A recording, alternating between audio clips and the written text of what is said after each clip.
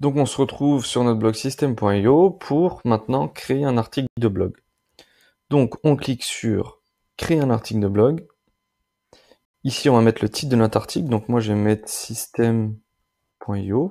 Voilà.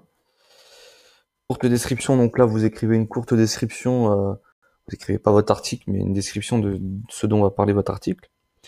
Donc moi je vais rien mettre, je vais remettre system.io. Là c'est juste pour vous montrer comment le créer, je vais pas faire du texte. Donc là, chemin d'accès, et là vous pouvez choisir une image, c'est une image d'icône, c'est pas l'image qu'il y aura forcément sur votre article. Ensuite vous faites créer. Vous n'êtes pas obligé de choisir une image, hein. Vous pouvez très bien ne pas mettre d'image. Donc là, on voit que dans notre menu, on a notre premier article créé. Donc à chaque fois que vous allez créer un article, vous verrez qu'ils se mettront l'un après l'autre en colonne. Donc qu'est-ce qu'on a? Donc là, on a voilà l'article.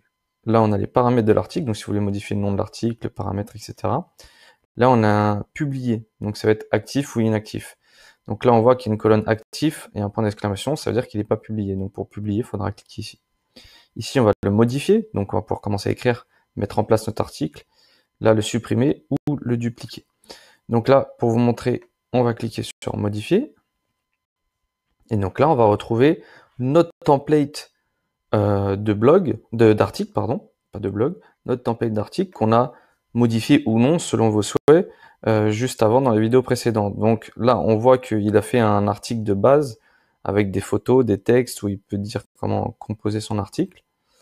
Et là, si on veut, à la fin de l'article, on retrouvera notre template de base avec les commentaires Facebook, votre nom, prénom, etc. si vous avez mis autre chose, par exemple. Donc là, on voit qu'automatiquement, il a mis le titre en haut. Après, libre à vous de modifier, d'enlever, supprimer une photo. Voilà, après, c'est comme vous le souhaitez. Donc, commence à faire des textes, etc. En général, moi, j'utilise à peu près la même chose. Ça dépend de l'article dont je parle. Ce qui est pas mal à faire aussi, c'est que là, il a mis que des photos en grand sur le template. Ce que je vois pas mal dans des articles de blog que je lis souvent qui sont plutôt cool, c'est qu'en fait, ils utilisent une disposition de colonne comme celle-ci. Donc on voit une grande partie, une autre petite partie, et on va dire que là, il va mettre du texte, et là, il va mettre une photo pour un peu accompagner son article et son texte précisément. Voilà. Donc là, par exemple, si je parle de système.io et que là, à partir de cet article-là, je commence à parler des blogs, bah, je peux mettre une photo qui interprète un blog, par exemple. Donc voilà pour l'article. Une fois que vous avez fini, n'oubliez pas d'enregistrer et ensuite de quitter. Hop, moi je vais pas enregistrer.